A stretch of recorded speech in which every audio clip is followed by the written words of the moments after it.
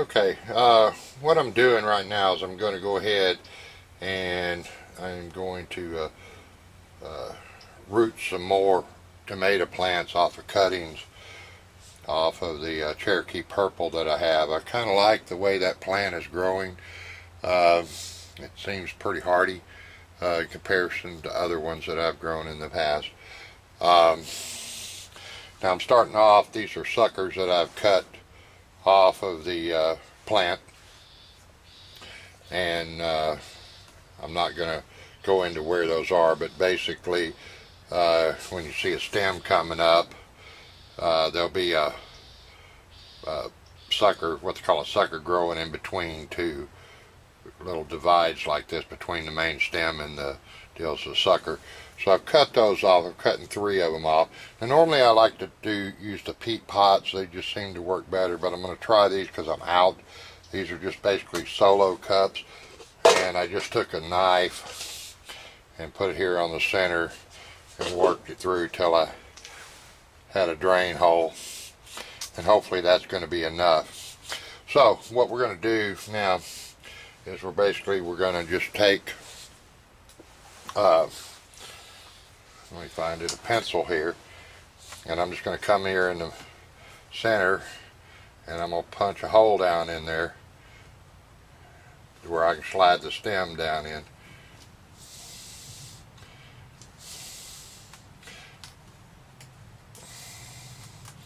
Now tomato plants are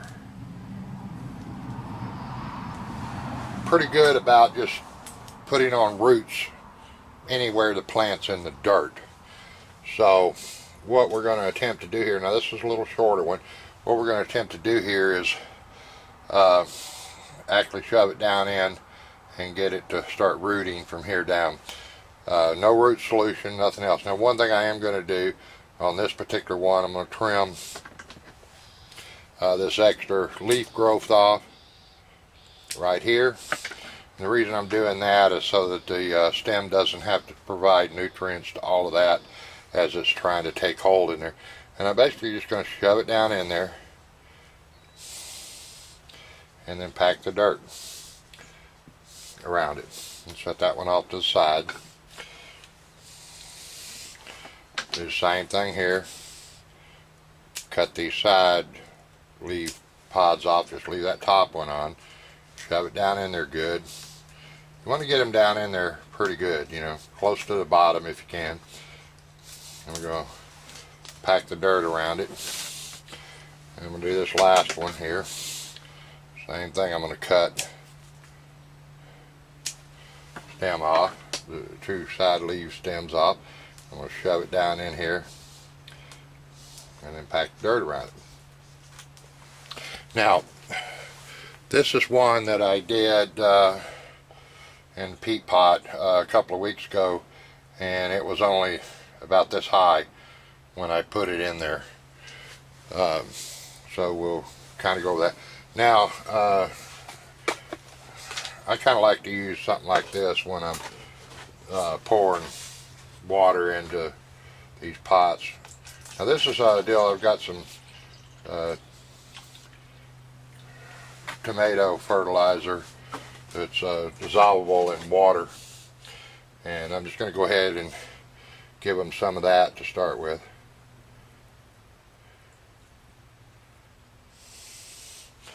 We're going to let that just soak down in.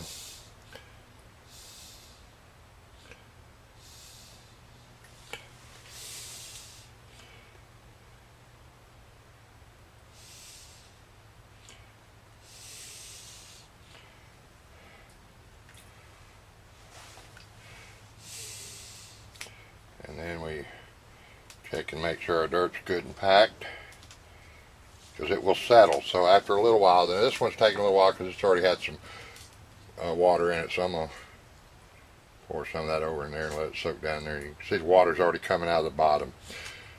And so that's what you want. You want it to be able to drain, but keep that moist to start with. So we've got those, and we're just going to see how those go over the next couple of weeks and see if they take. Now, I've got a couple that I've already potted out, and I'm not going to show them. Well, I'll try to get this one in. Let me unclip the camera here.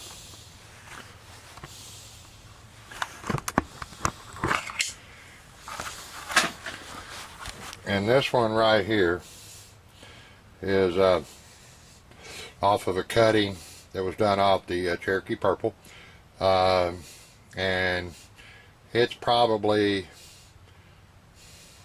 3 weeks, maybe 4. I didn't really mark down when I did it and put it in the little peated pot, and I put it in here a few days ago. I'm gonna end up taking these cages off and use tomato clips and lines to go up, because these cages are taking up too much room in this little greenhouse that I've got for this winter. Now down here some peppers. Some of them have some edge browning and stuff like that. It was from when I was having to move everything around every day. I was having to take them in and out and stuff, and trying to keep them watered. It was a little hard. Hopefully they'll recover here in the greenhouse.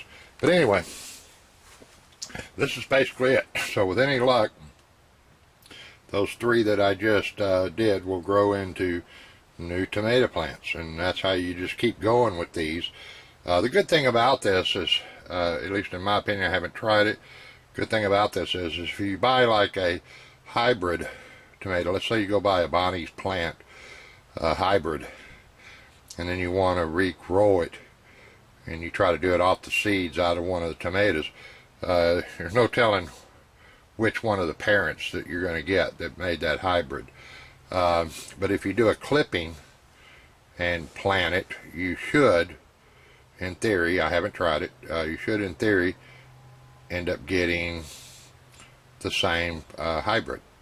So with one plant, if you manage your stuff, you can grow this into a whole bunch of plants. So like I said, the Cherokee Purple back there, I started it off. It was only, well, maybe about 5 inches tall in the Bonnie plant thing, and this was a better boy.